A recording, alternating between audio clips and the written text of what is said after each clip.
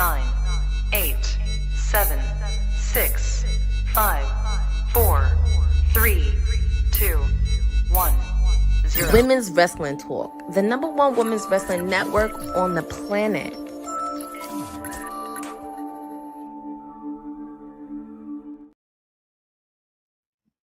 Happy Wednesday, y'all. Welcome to Women's Wrestling Talk, the #1 women's wrestling show on the planet. It feels like it's been forever. I can't remember. It has been forever, but it feels like it's been forever. But TK Trinidad here. We're going to be talking all things news and wrestling news. But I am not alone. The PR princess herself, Courtney Rice, is in the building. Yeah, it feels like I've been running a marathon the last couple days, but we're here. I can't believe that All In is finally here this weekend. We've been talking about it. We've been doing about it, but it is finally here this weekend. It's kind of crazy, too, because All In, I think it's been on this date for quite some time, and it almost signifies the end of summer, too. Yep. Which is kind of weird because, like, we're here at the end of summer. Which also, I'm, like, thinking of all these notes I have to do, and it just made me think of let me do that one flyer. So yeah, it kind of like signifies the end of summer, but I'm really excited for it. Shout out to AEW and the coverage that we will be providing for it. But let's go to not so great news. I don't know what it is. It's not even funny, but I've always been a fan of Dolly Parton. I feel like everybody's mother and grandmother like have I don't know what it is about Dolly. I kind of do know, but it's just one of those things. Dolly equates to me like Victor Newman on Young and the Restless. It's just that the people in the community love her, and I actually got to go to Dollywood a couple of years ago, and it was really interesting.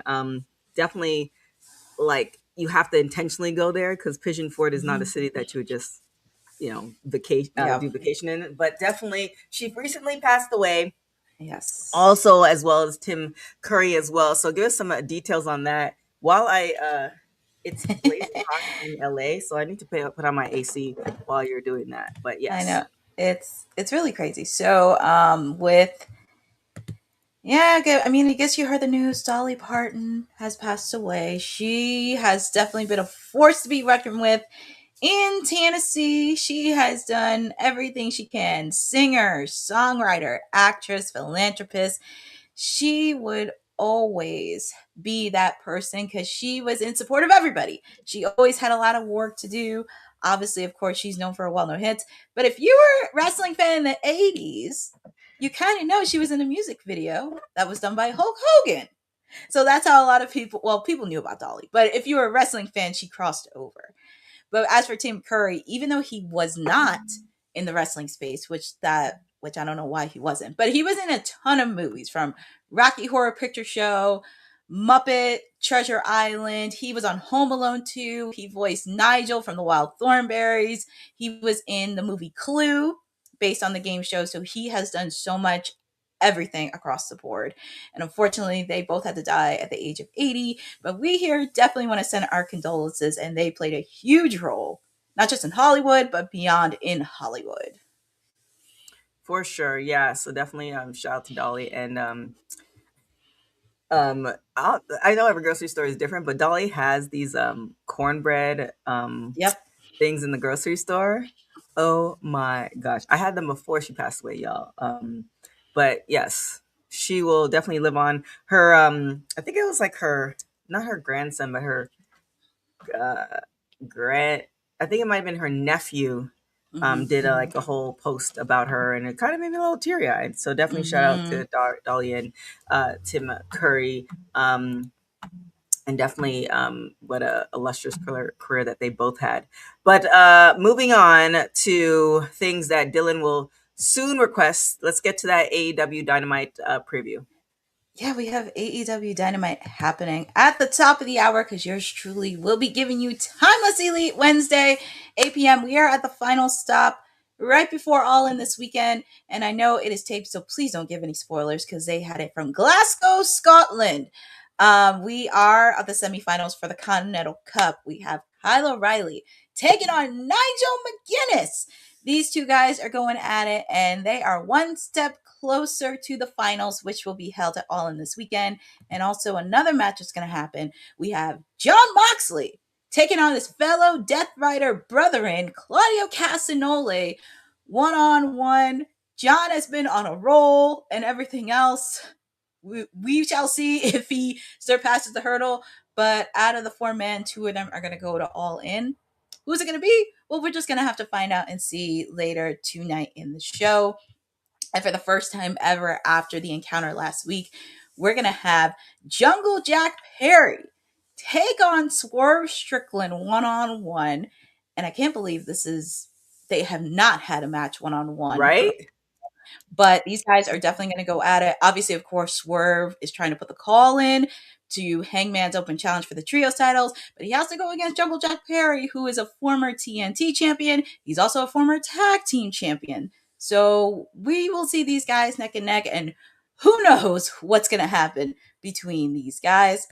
Also, we're going to have MJF appear right before the Casino Gauntlet match. We know he has the number 2 spot in the Casino Gauntlet, and he calls himself the world champion. Don't ask me why. But he is going to make a statement right before the Gauntlet and make sure that he is the undisputed champion. And speaking of the Casino Gauntlet, we're going to hear from Andrade, who has the number 1 spot in the Casino Gauntlet match. Obviously, of course, him and MJF have a huge beef with each other. So these guys are going to probably go at it. And, excuse me. Bless you. Thank you. And who knows what these guys are going to go at it too. But we're going to hear from Andrade. And of course, this match was added earlier tonight. But ladies, the Brawling Birds will be teaming up with Maya World, the TBS champion. They will be taking on Persephone and the Divine Dominion. We know the Brawling Birds and the Divine Dominion will face each other for the AEW Women's Tag Team titles this weekend. Very curious on what's going to happen with the TBS title because I would like to see it defended this weekend, but we shall see.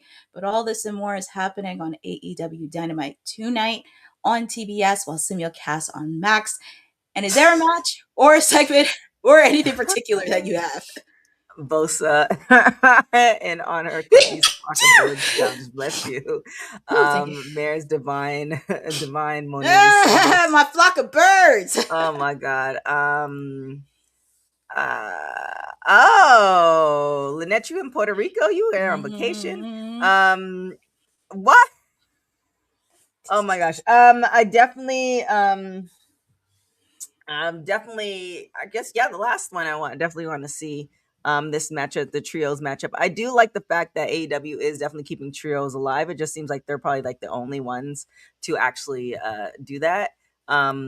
Just everybody else, either they try to do trios, but they can't, maintain a good group of individuals. So yeah, the trios. I mean, anything women's, I'm always for. And Persephone she has a fan of me because as some of you guys may or may not know, we have the same birthday, so always gonna bet on her. That part right there. Outside of the ladies, I'm very excited to see Jack Perry and Swerve Strickland because this is the first time they're ever gonna face off against each other. And I mean, this is going to be very interesting because Jack Perry has seen Swerve rise at his AEW World Champion and everything that he's done. So I'm very curious on that. And I know this is on the card, but I'm very curious what Will Ospreay is going to say right before Wembley this weekend. I know, and I'm going to be talking more about this on my watch along, but I know people were not very too happy with him versus Kenny. But you have to understand the story that these guys have. It's kind of like big brother versus little brother. Obviously, of course, with Kenny, because people think like, oh, he's broken. I was like, he wasn't broken earlier this year, especially when he faced off against MJF and Dynasty. So there is a lot deeper story. Obviously, of course, Don Callis is like the catalyst of everything because we know he managed both Kenny, he managed Will Ospreay. So I do think, and also what happened in New Japan before Kenny created AEW, that's also another layer too. So I think there's going to be a lot of personal commodity between both of them. But also the trios division is starting to heat up. I think they're more entertaining than the tag team division right now in AEW. And that is a fact. For sure. Well, I mean, you're just, I think you mentioned her, Jamie Hayter. So she thinks that the evolution of AEW's women's division has been an incredibly slow process. I'm actually really curious on your take. Well, we'll talk with what she said, but then I'm curious on your take as, you watching the product more often than any of us on WWT. So a little bit Miss Jamie Hayter, she's been doing a little bit of a press tour lately. Like she had an interview with BBC, and she also talked about this in Clutch Points in a new interview. She kind of says that she believes the evolution of AEW's women's division has been an incredibly slow process over the years. Obviously, of course, she's been there since the beginning of AEW. Obviously, she was a former AEW Women's Champion. And she kind of spoke on this, saying, I think there definitely has been an evolution to the division. I think it's been an incredibly slow process, though. I think it's only really been the last few years. Well, I don't know. It's just been up and down. It's hard to compare it to before because there were some positive there were some positive things about it when it first started and some negative things. And you could really say the same about now. Like, I'm always going to be a champion for women having more time, women getting more opportunities, main eventing, this, that, and the other. Like, I'm always going to be champion. And that has certainly happened. More of that has happened, but it's never enough. So I think and that's across the board in women's wrestling, women's sport as a whole, there are definitely changes, but improvements, but they're not good enough for me to be like, it's amazing, it's really, really good, it's okay. And that's not just AEW specific. Again, it's just very much how my thoughts and feelings towards women in sports in general and from my own experience as well. And you can actually catch the full interview because she talks not only about this part, she also talks about recently being diagnosed with ADHD as well. Yeah, what are your thoughts on the women's division for AEW? I will say it is a little better because when it first started, we had no idea where this was going to go identity-wise, because we thought, okay, when Britt Baker was first signed and when her and Thunder Rosa had that match, it was like, okay, that should be the catalyst there. But I think because you have Toni Storm being timeless as she is, and obviously you have Mercedes, and I kind of said this a couple months ago after Toni got attacked, they're going to have to figure out, you're going to have to do more than just Toni and Mercedes, especially with the fact Mercedes' contract ends next year. So I think that's something they're really going to have to figure out and really kind of be out of their comfort zone, and also showcasing a lot more women. I'm happy, even though I wish it was more than 2 matches on Dynamite, but that's a whole conversation with that. I am happy there are a lot more stories, and the build-up for All In this year is a lot more better than it was in previous years. And especially with the fact too, we're getting 2 women's matches on the main card this weekend. That is crazy, because last year, I know everybody was rattling about Toni and Mercedes, but I had concerns where you put all your eggs in one basket to one women's match, and then you had the women's casino gauntlet match, and I was like, okay, where are we going with this? But I think I love that they have 2. If they add a 3rd match on the main card, I don't know what I would think. I don't know what's going to happen, but I think there is some good in this. Obviously, of course, everybody's asking, where's Dr. Britt Baker, Nyla Rose, Thunder Rosa? I mean, obviously, Thunder Rosa is doing work in CMLL. So at least it's not really much shaped. And plus, it gives some of the women in AEW a lot of opportunity to wrestle in Ring of Honor, Stardom, CMLL, because that's where you have the partnership come in, especially with New Japan. And also an opportunity as well, because I think this is the most presence we've had in Stardom for a while this year. So there is some good in it. It's just have to be consistent. And also providing a lot more storylines above the titles as well, because I feel like there should be a lot more blood feuds. Obviously, of course, we're seeing Persephone getting in the TBS title mix with Maya World, and also she still has a beef with Chris Statlander. Obviously, of course, the Brawling Birds, they're kind of in battle with the Divine Dominion, which is great. So there is a lot more stories, and some of them are kind of intertwining with each other. Obviously, of course, like with Willow and Mercedes. Obviously, Mercedes, she has the Divine Dominion. Willow has the Brawling Birds. So it's kind of intertwining in a bit. And also, I did see some of them were mixing it up with the guys. We saw them mixing it up with the guys this year. Obviously, with Toni Storm teaming up with Orange Cassidy, dealing with Jon Moxley and the Death Riders. So I kind of want to see more of that mixture. Yeah,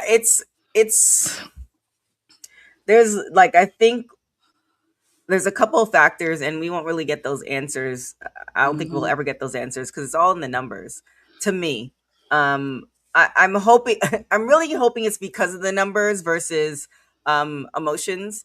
And what I mean by that is that um, I'm willing to bet that the majority of people who watch AEW and pretty much wrestling across the board are more men. And I'm thinking that AEW, if we're just talking about AEW, they're catering to the audience that pays. With that being said, if the women's matches or the women are not as big of a draw, then they're going to cater like to that in order for everybody to keep a job. That is just the baseline. I don't know. Maybe the women are that big of a draw and it's more of an emotional decision and they don't have the right writers, etc. There's different variations, and to me, we wouldn't necessarily don't have the answer until you actually see the numbers. And so that would be my curiosity. As far as, obviously we have Mercedes who brings in numbers as far as merch and stuff like that, but also the onus is on AEW to put their wrestlers, in particular women wrestlers, in on a pedestal in order to provide the numbers. So it's also a balance as well. So there's a lot of things that are going on, but to place somebody in marketing ability in order for them to, have a bigger draw, that takes work. So there's a lot of different things, and I guess for me, it's just like, what do the numbers say? So yes, there's certain things we want. Numbers, and I would say also more press opportunity for them, because I know they do. I mean, look, I know people don't realize it. It's a very small when you have a Marcoms team that's like no more than 5 and 6, and you have a million talented on your roster, and trying to find media spots everywhere here and there. I mean, I was happy that Harley Cameron and Willow Nightingale were a part of Supergirl for the red carpet. So it's just, I definitely want to see a lot more press opportunities with all the women. I know I'm seeing a lot more with Jamie Hayter. She's doing a little bit of a mini press tour in the UK, which I like. So I think that's something. It's just figuring out what press opportunities they want, and also hearing from the superstars on what they would like to do. Like, what do you want to do? Yeah. So yeah, it's a combination of different stuff. Obviously, the superstars using their social media. So there's a lot of different things at play. But to me, in being in so many different rooms business wise, at the end of the day, a lot of these decisions, whether you like it or not, are based off of money. So that's where my head always goes to first. That's where it's like, okay, well, let me see and obviously they won't, but Tony, if you just let me know, I promise I won't tell anybody. But the curiosity in me, like the story is always usually told based off of numbers and what's being brought in. So yes, we would want to see that. However, again, it could be a slow process because the team decided to focus the team decided to focus on the names that brought in the most amount of money. And if you see it, and I'm sure, Courtney, you could agree with me, most of the names that they tend to gravitate to are the ones who are former WWE stars, because they already had the name, they already have the names, and people are going to gravitate to them because they know that name. That part, and also with the exception of MJF and Kenny Omega, because they've already had a good fan base that's not WWE. Just to be very clear, superstar status. Kenny Omega definitely does have a fan base. I think MJF, he did something a little bit different, and also it helps that he's making his way into the Hollywood space as well. And then he just has such a great gimmick that it's kind of almost undeniable. And unfortunately, not everybody strikes gold like that. I think people want to, but there's so many different things that kind of come into play to have that type of character development, to have that type of hate, somebody to be hated and loved all at the same time, is not something that everybody can do. So yeah, there's so many different factors in that. And how many people can say they did a movie with Adam Sandler on Netflix that was one of the most well talked about movies on Netflix? Yeah. So there's a lot of different things at play with that. I do definitely, as obviously we are women's wrestling talk, I prefer personally to watch women's wrestling, but also too, for the women out there who aren't women's wrestlers and who want to support women's wrestling, you should go and support women's wrestling. I kind of equate it to, I made the decision that I haven't done it in a while, but like even down to WNBA, like you can't complain about, they're not getting their equal due if you don't even have season tickets. You know what I'm saying? So it's just kind of like, you definitely have to be supporting there, and WWT is going to make more of an effort. It's on like my ever growing to-do list. But even down to like merch. So if you're one of those people who's like, we want to see more women's wrestlers, and you're not even supporting the wrestlers that are currently wrestling, then what are we doing? So there's a lot of different things that that we should do. Also, now that I thought about that, we should also go ahead and play that Women's Wrestling Archive. Yes. Video. If you have it, pull it out. You can't find it. Oh, there it is.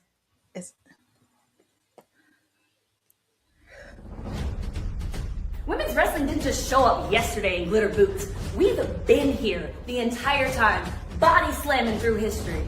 The Women's Wrestling Archive launches 2026, and it's going to pave the way for all women's wrestling. Because if we don't document it, a man might say he did it first. This has been a passion project for a very long time. Head over to the womenswrestlingarchive.com to donate 1, 5, or whatever you can.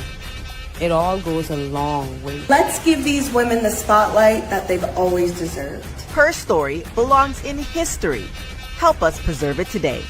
Join us at womenswrestlingarchive.com. Support the archive. Support women's wrestling. Donate today.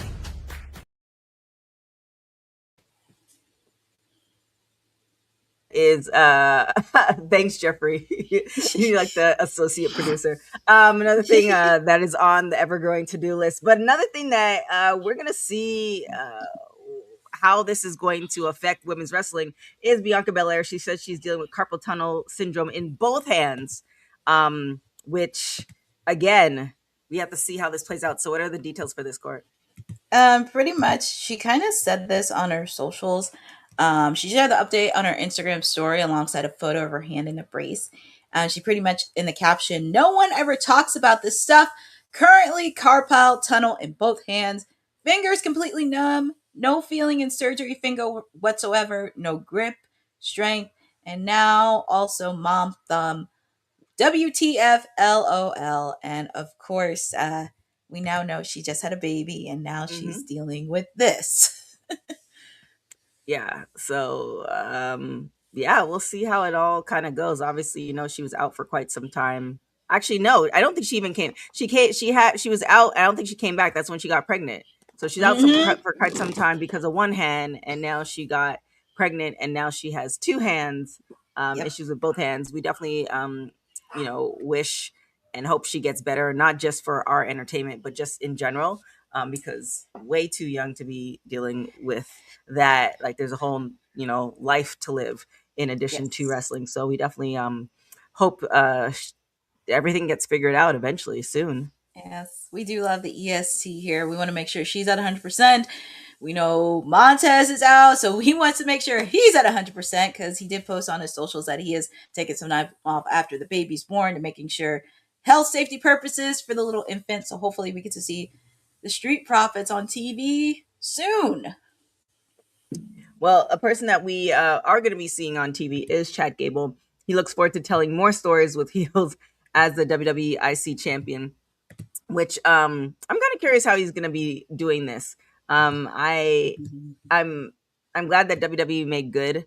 I don't know if they promised him anything, but I just kind of felt like if they didn't put him back on Triple A after everything happened, they should have a storyline with him for him, and they did. So what does Mr. Gable have to say? So Chad, after he successfully defended against Rey Mysterio, he was speaking to taking out that pop-up. He was speaking to Donnie Da Silvia and Jimmy Corderas on the Huge Pop podcast. Donnie mentioned that he was looking forward to seeing Gable mix it up with heels and not always have a match based on respect. And Chad goes on to say, "No, I'm looking forward to that too. I've got a lot to show and offer people as a fiery babyface, a true fighting champion. I'm not just talking about, let's have respectable matches every week and show what we can do and bring value to this title. There are a million ways to bring value to the title, and one of the ways is being a fighting champion against guys who are considered dastardly. We have some of the pipeline, and I'm very confident that we will get one of them very soon, and it's going to be a great match and a great opponent for me. I can't wait to tell those stories. And we'll see what happens. Like I said, I'm surprised and pleased that WWE kind of did something that they, how WWE, you see things and you're like, man, I hope they do this, and they don't, and you're just like, yeah, it's on brand. But they do something and you're just like, oh, okay, great. Well, I mean, they should, because the Intercontinental title is the second most important title to them. And a lot of people have held that title, and then they came on world champions. And I just would like to see having more TV time, because that's the thing that got me excited when I started watching wrestling was the Intercontinental title, the mid-card title, and some of them had memorable stories. Obviously, of course, they're teasing a feud with Ethan Page, which I think it would be great for him and Ethan to go at it, because Ethan is definitely a heel that a lot of people can work with and definitely tell a story, because I just want to see the Intercontinental title be the main focus. I mean, it's great, the world title, that's great, but I think it's time for the Intercontinental title, especially with the way the Intercontinental title has so much history.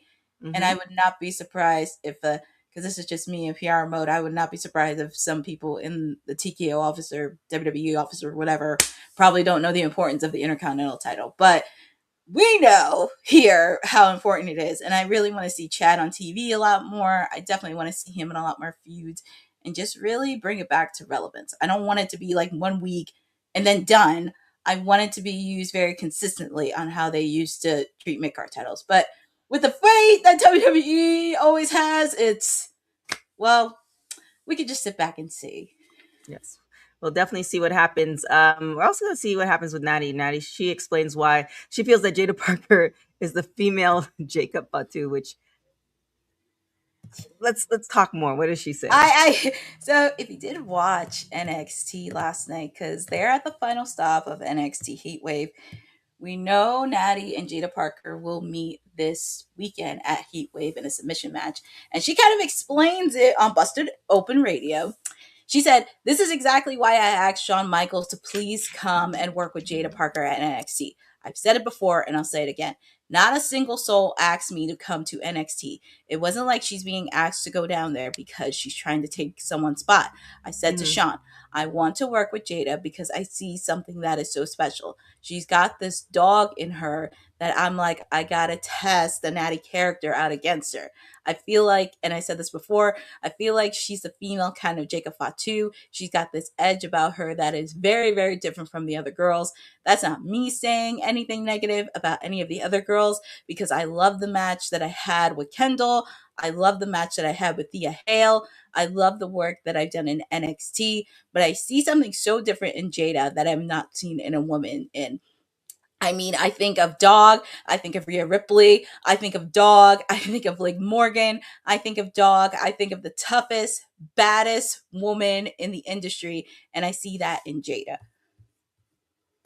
I mean, she's not wrong. I probably think it's because she was a soccer player. I don't know. Man, have you played soccer? That is not for the faint of heart. The cardio endurance alone is. I never played soccer. Insane. But I've seen people play soccer. It is not easy. Yeah, it's and I feel like you need a certain type of mentality in order to be that and still hold that mindset of kind of getting the goal. I think it's transferable, but I don't know. Right? Yeah, they played soccer too, but what I really great about it, I think Nattie is right as well, is that the women's division for NXT, like, I'm curious how, and I can't remember what show this was, or even if it was WWT or whatever. I'm curious how we're going to see in the next 5 to 10 years, meaning that a lot of things as far as superstars within the WWE universe are going to change because people are aging out. That's just what it is. Like, there are a lot of people who are in their 40s and, are almost pushing 50, but I highly, highly doubt, I might be wrong, prove me wrong, that we're going to see wrestlers on that WWE schedule in their 60s. And with that being said, we have new talent coming in, and I'm really excited to see how that's going to play out. and how those stories are going to evolve. And I think definitely Jaida Parker is in that mix as far as longevity. So yeah, really curious to see how that is. This report came out, I think it was yesterday, and I thought when I saw it, before we jump in, I was gonna say, before we jump into that story, can we do a quick TNA preview, because there's only 3 matches? Oh yeah, for sure. Can we jump into TNA really quick? So just a little bit regarding TNA. Mm-hmm. Yes, just regarding TNA, that's really much happening. We are concluding the Knockouts TV tournament, because here we are. We're at the finals tomorrow. We are. I will be doing a watch along tomorrow for TNA, and also doing the fallout from lockdown. We have Jada Stone taking on M by Elegance. One of these ladies is going to be the inaugural Knockouts TV champion.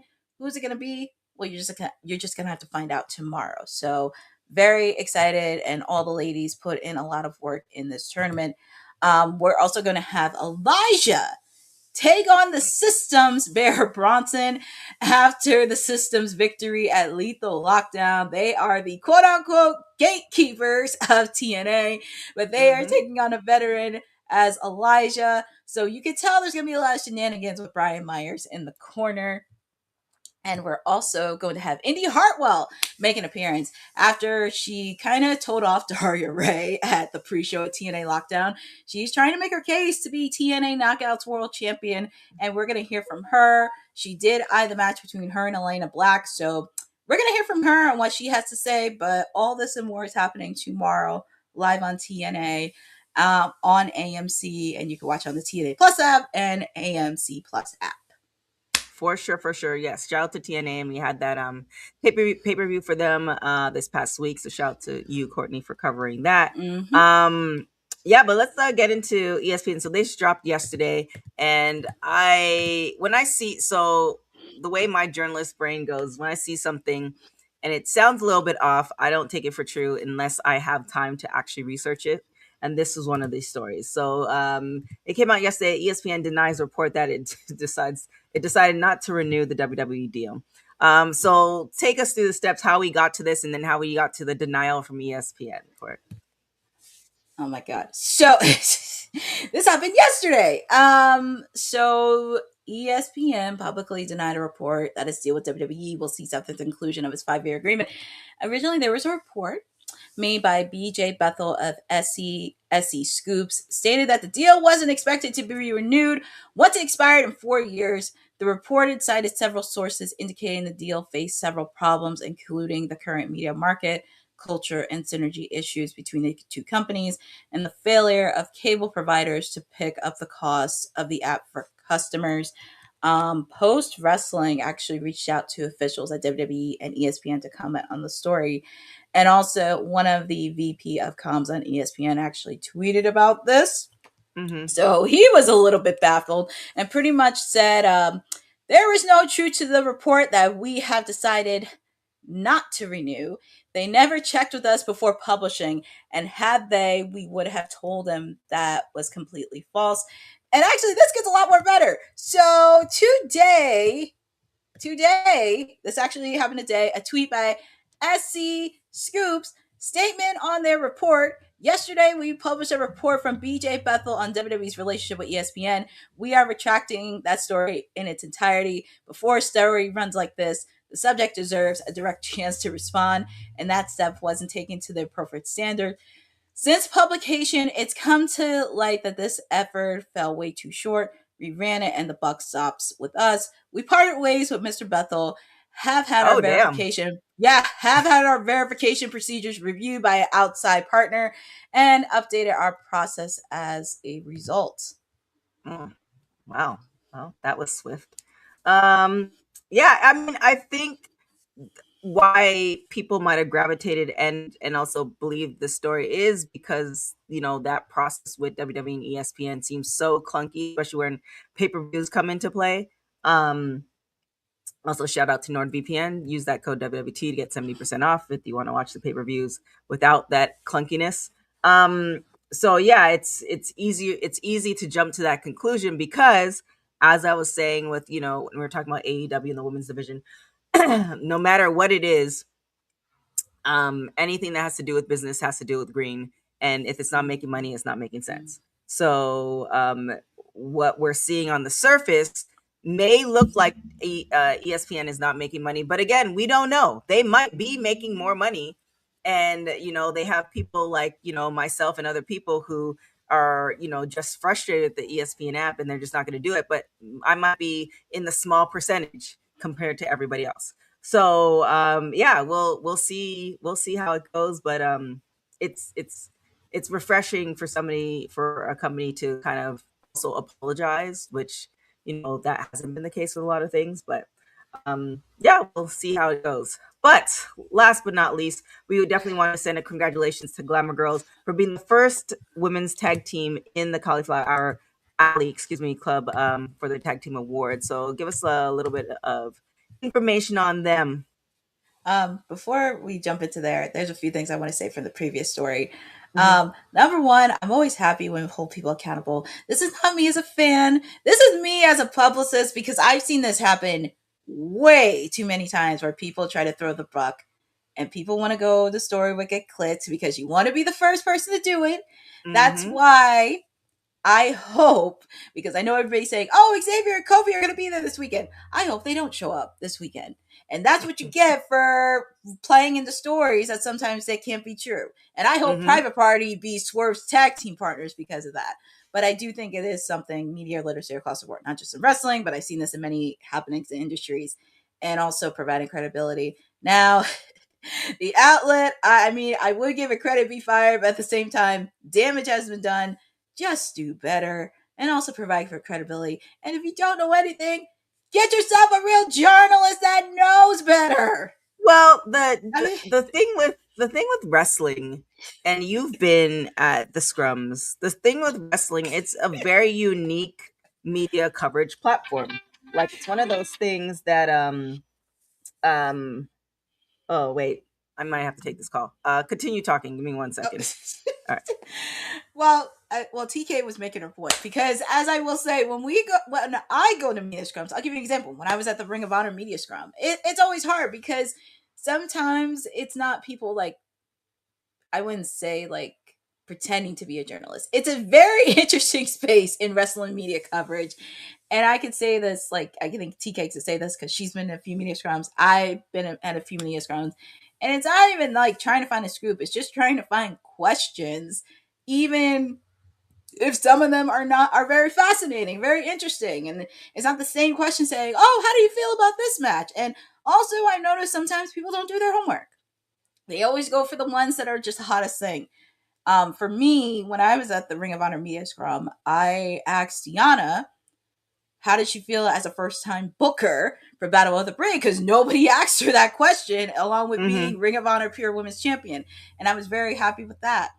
Even when I asked Tony Khan the question about the overwhelmingly positive response for Rebel, I had no idea Fightful was going to pick that up and that was going to get that many hits on social. But he was very flattered. Somebody asked him that question. And even when I was sitting through Athena's media scrum, because when I asked her last year about our event, like, she was happy somebody actually asked her a question about the event, which that's something you should do. So I think it's always very interesting, but it's like, like sometimes I have to bite more than I could chew. So I'm like, okay. Yeah.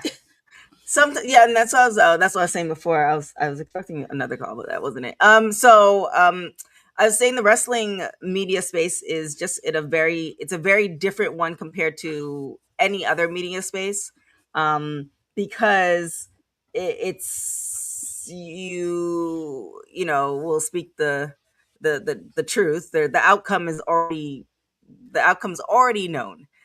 So you're doing you're going in between the world of reality and the world of what's going on. You have people who are characters. So it's a very interesting space because, you're talking to somebody who's in character and they might not have beef with it's just so thing. So I feel like it's, shout out to places like Fightful, which I call like the TMZ of wrestling, because they are very accurate on top of things. But then you have, other publications where it's just more, they don't have that access. And, we also deal in the space of, what ifs. Like, what if this happens, or what if this happens? They're gonna go do this. They're gonna do that. We deal with a lot of that. So it's a very interesting space. And then also being in the media scrums where you're just kind of like, so wait, did they really have a fight, or was this? How is this possible? So it's an interesting space that I love to be in, but it's also like kind of one of those things where you have to go in. Oh, you heard me say that? Yeah, there are definitely. No, I never. That's the first time I ever heard you say that. I've been saying that for, I want to say before, probably since the pandemic. I told Sean that to his face, as a compliment. They're on top of everything. I don't know about anybody else, but I always go to Fightful first, and if I see it somewhere else, I tend to go to Fightful after that. And then the journalist in me has to go to a couple of different things, and then if I'm really curious, then I contact people directly. But I also have that luxury in some cases. So, anyways, with that all being said, Jeffrey's like, I ain't never heard of it, and I've been with you since the dawn of time. Yep. But yes, that is my thoughts on them. But with that being said, we'll see. Fightful is legit. I hope that you guys are not taking this like TMZ is legit. Coming from the TMZ space and how they do things. If you were around when TMZ first started and where they are now, like, people now just rely on TMZ for their entertainment news, and they don't even send people out anymore. Like, it's a whole new, like, TMZ used to be the D block of news, and now they're breaking stories. So I hope nobody takes that as like that's very much a compliment. Which is crazy, because sometimes TMZ can be messy as hell. It's like they get it right, but at the same time, I'm like, come on, guys. Yeah, well, I mean, it's also the clickbait too. Sometimes. Tia, do you guys think it's fair that they give so good a second chance? Man, Lynette, we have to come back to that question. We don't have time to do all that right now. Yes, and Jeffrey, yes, you have definitely been, and since AfterBuzz days. Yes, I say actually now I think I used to say that on AfterBuzz with Raw. But anyways, I don't know. You have to dig through the crypts, but that is definitely the feeling that I have then, and that's what feeling I have now. But shout out to the Glamour Girls. Let's talk about a little bit about Cauliflower Ali Club. Yeah, so it's actually happening right now, and they're in their 60th annual reunion, which is happening in Vegas right now. And they're the first women's tag team to be awarded the tag team award, because mostly some of the well-known tag teams have had it in the past, like Demolition, Legion of Doom, along with many others, and they actually received that award. Also, just giving a shout out because Tony Atlas announced as the first CAC Legends Legacy Award honoree. I also want to give a shout out to Bill Apter, because he actually received the award for the Art Abrams Lifetime Achievement Award that recognizes individuals whose contributions have helped shape, elevate, and preserve professional wrestling. But also going back to the Glamour Girls, because like, if you watched from back in the day, obviously you have the Jumping Bomb Angels and you had these girls, because if you want to think for women's tag team wrestling, these ladies are the pioneers. I mean, you can't really put that in perspective. And also with the fact too, when there was a women's tag team match at Madison Square Garden, Michael Cole actually put a note in that I think it was like the first time in 40 years they've seen a women's tag team match happen in Madison Square Garden, which the last time it was the Glamour Girls and the Jumping Bomb Angels. So they are pretty much two of the early pioneers of women's tag team wrestling. But this is huge. So shout out to Leilani Kai and Judy Martin for everything they contributed, because this is really a huge, huge honor. For sure. And with that being said, with perfect timing, I have to get to a meeting. But where can everybody find you, Courtney? I know they're going to find you at the top of the hour, but where can everybody, in addition to that, where can everybody else find you? Yeah, outside of finding me at the top of the hour, they can follow me on my socials on at Courtney NJ11 because I have some content happening. Obviously, of course, I did post the media question that I asked Tony regarding Rebel, but I will post my media scrum regarding Deonna Purrazzo because Deonna Purrazzo gave a really good answer. So shout out to her for giving that answer. Also, you can catch me tomorrow because I'll be doing watch along for TNA because we are concluding the TNA Knockouts TV tournament. So we do have a lot of stuff happening.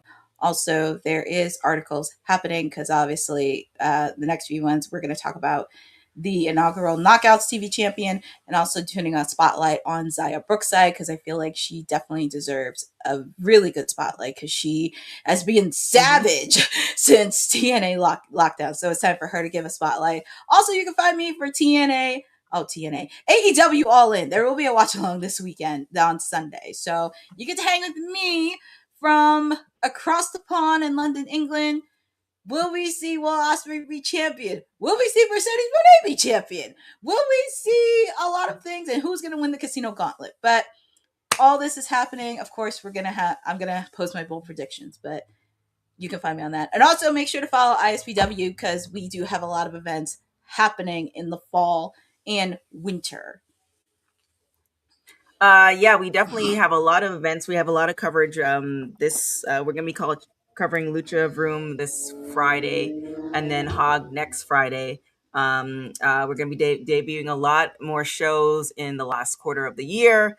Lots of wrestling on Sunday. So many different things that are gonna be coming up as we head into, which is crazy, as we head into 2027.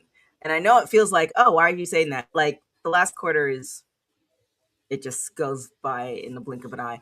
You can follow me everywhere at TK Trinidad. If you want stuff beyond wrestling and, some random stuff, definitely check out my TikTok. It's very much curated to that. And I'll be posting stuff with traveling and all that good stuff on my personal page. But yes, we are going to be doing a lot more things on women's wrestling coming up in the near future. So definitely keep it locked to that and definitely keep it locked to all things women's wrestling talk. With that being said, guys, I appreciate you. I appreciate you guys so much. Thanks for watching Women's Wrestling Talk, the #1 women's wrestling show on the planet. Ciao for now. Thanks for joining WWT. Don't forget to like us on all social media platforms at WW Talk Pod. Like and subscribe on all video and audio platforms like yesterday, my G. And check out our website at www.talkpod.com. Thanks for watching Women's Wrestling Talk, the #1 women's wrestling network on the planet.